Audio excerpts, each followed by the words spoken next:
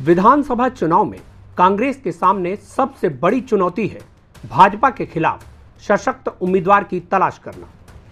Rewa seat पर भी यह चुनौती बरकरार है। जी हां, रीवा विधानसभा सीट पर भाजपा के खिलाफ लड़ने के लिए कांग्रेस के पास फिलहाल कोई मजबूत उम्मीदवार नहीं है। ऐसा नहीं है कि कांग्रेस में काबिल नेतृत्व की कमी है, बल्कि समस्या है पार्टी के भीतर की गुटबाजी, जो अब भी बदस्तूर जारी है।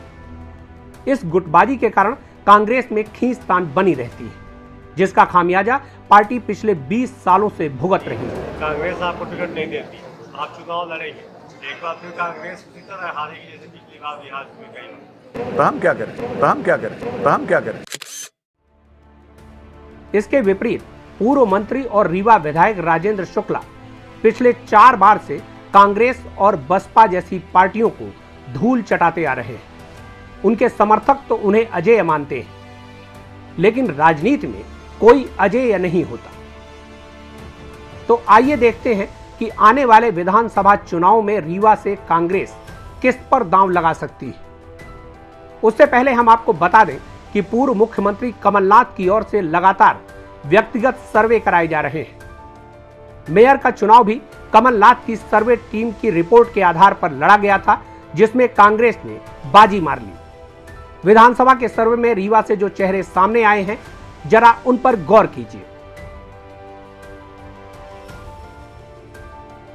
इन चेहरों को आप अच्छी तरह पहचानते होंगे। ये चेहरे कमलनाथ के सर्वे से निकलकर सामने आए हैं। रीवा विधानसभा सीट से जिला कांग्रेस कमेटी के अध्यक्ष राजेंद्र शर्मा, महिला कांग्रेस की कार्यकारी उपाध्यक्ष कविता पांडे, हाल ही में चुने गए मेयर अजय मिश्रा बाबा और पूर्व लोकसभा प्रत्याशी सिद्धार्थ तिवारी पर सर्वे टीम रिपोर्ट तैयार करने में जुटी हुई है। आप भी यह जानना चाहते होंगे कि आखिर सर्वे में कौन सा उम्मीदवार आगे चल रहा है। यह बताने से पहले आप बतौर वोटर इन सभी दावेदारों का खुद आकलन कीजिए। राजेंद्र शर्मा एक बार मेयर और दूसरी बार विधानसभा का चुनाव हार चुके हैं। पेशे से इंजीनियर और बिल्डर राजेंद्र शर्मा राजनीति में उतने आक्रामक नहीं है जैसी भाजपा है। समाज सेवी के रूप में राजेंद्र शर्मा जनता के बीच लोकप्रिय हैं, परंतु राजनीतिक बिसात के गुणा भाग में वे पिछड़ जाते हैं। वहीं महिला कांग्रेस की उपाध्यक्ष कविता पांडे की बात करें तो वे राजनीतिक रूप से काफी सक्रिय हैं और लोगों के बीच उनकी उपस्थिति लगातार बनी हुई है। लेकिन नगर निगम चुनावों में वे पार्टी से बगावत कर बैठी थीं और चुनाव भी हार गई थी। यह सियासी कलंक आज तक उनका पीछा कर रहा है। सर्वे में एक नाम सिद्धार्थ तिवारी का भी है, जो कविता के भतीजे हैं। सिद्धार्थ तिवारी पूर्व लोकसभा सांसद स्वर्गीय सुंदरलाल तिवारी के पुत्र हैं और वे लोकसभा चुनाव भी लड़ चुके हैं, लेकिन टिक नहीं पाए। कहा जाता है कि उनमें राजनीतिक अनुभव की कमी है। सर्वे में एक और दावेदार के रूप में वर्तमान मेयर अजय मिश्रा बाबा बताए जा रहे हैं। उन्होंने हाल ही में मेयर चुनाव में जीत दर्ज की है। वे पूरे चुनाव में जिस तरह आक्रामक रहे, उससे भाजपा बैकफुट में रही और नुकसान झेलना पड़ा।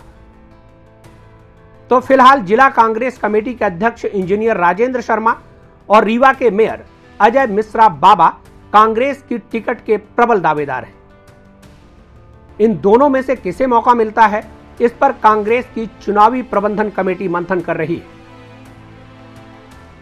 इनके अलावा एक शख्सियत और है जिसके भीतर किसी भी पार्टी के किले को ढहाने की कुव्वत है, और वो हैं रीवा के महाराजा पुष्पराज सिंह।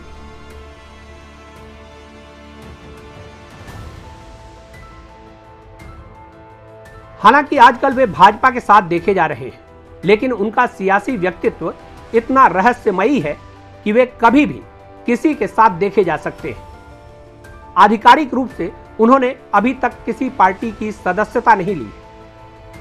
चुनाव के पहले यदि कांग्रेस उन्हें अपने पाले में लाती है तो भाजपा के लिए समस्या खड़ी हो सकती है। महाराजा पुष्पराज सिंह की नाराजगी दिग्विजय सिंह से है, लेकिन दिग्विजय भी मनाने में माहिर है। अब देखना है कि कांग्रेस क्या स्टैंड लेती है।